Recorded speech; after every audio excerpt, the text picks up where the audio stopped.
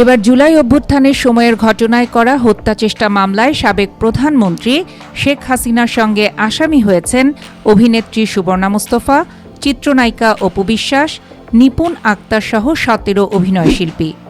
আদালত তাদের বিরুদ্ধে হত্যাচেষ্টা মামলা নেওয়ার আদেশ দিয়েছেন। ঢাকার ভাটারা থানার ভারপ্রাপ্ত কর্মকর্তা মাজহারুল ইসলাম বলেন, মঙ্গলবার আদালতের আদেশের কপি তারা পেয়েছেন, সেই অনুযায়ী ব্যবস্থা নেওয়া হচ্ছে। গত মার্চ মাসে ঢাকার চিফ মেট্রোপলিটন ম্যাজিস্ট্রেট আদালতে শেখ হাসিনা সহ ২৮৩ জনকে আসামি করে মামলার আবেদন করেন এনামুল হক নামের এক ব্যক্তি। ঢাকার সিএমএম আদালতে দায়ের করা মামলায় অভিযুক্ত তারকাদের মধ্যে রয়েছেন নুসরাত ফারিয়া, অপু বিশ্বাস, আসনা হাবিব ভাবনা, চিত্রনায়ক জায়েদ খান, নিপুণ আক্তারের নাম। আরও রয়েছেন অভিনেত্রী সুবর্ণা মুস্তফা, রোকেয়া প্রাচী, সুহানা সাবা, মেহের আফরোজ শাওন, জ্যোতিকা জ্যোতি, চিত্রনায়ক সাইমান সাদিক, আজিজুল হাকিম, সৈয়দা কামরুন নাহার শাহনূর, তানভিন সুইটি, জাকিয়া মমো, তারিন জাহান, উর্মিলা শ্রাবন্তীকর। এ নিয়ে ভাটারা থানা পরিদর্শক সুজন হক বলেন, মামলায় মোট ১৭ জন অভিনয়শিল্পীর নাম রয়েছে। থানায় এজাহার হিসেবে লিপিবদ্ধ হলে বিস্তারিত তথ্য পাওয়া যাবে। সম্প্রতি অভিনেতা ইরেশ জাকিরের বিরুদ্ধেও মামলা হয়েছে। বৈষম্য বিরোধী আন্দোলন চলাকালে রাজধানীর মিরপুরে গুলিতে বিএনপি কর্মী মাহফুজ আলম শ্রাবণকে হত্যার অভিযোগে এ মামলা হয়। এ প্রসঙ্গে অবশ্য সংস্কৃতি বিষয়ক উপদেষ্টা মোস্তফা সরোয়ার ফারুকী মঙ্গলবার সচিবালয়ে বলেছেন, অভিনেতা ইরেশ জাকিরের বিরুদ্ধে হত্যা মামলা হওয়ার বিষয়টি খুবই বিরক্তিকর ও উদ্বেগজনক।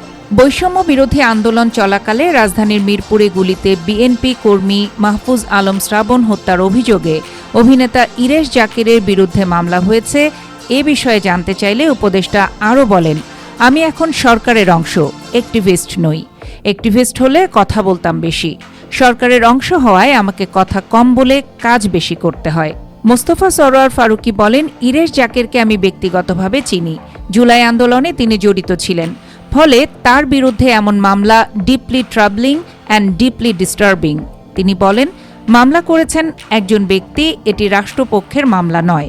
আমরা স্বাধীনতা পেয়েছি, তাই মামলা করার স্বাধীনতাও সবার আছে। আবার কেউ সেই স্বাধীনতার অপব্যবহারও হয়তো করছেন।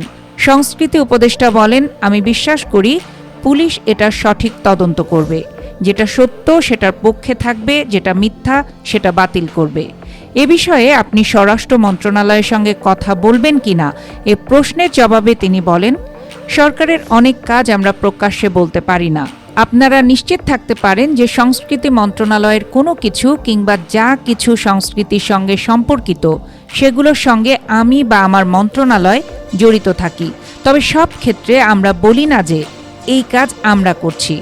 সংস্কৃতি উপদেষ্টা এ নিয়ে সবশেষ বললেন, আমরা অনেক কাজ করছি, যেটা আমাদের দায়িত্ব।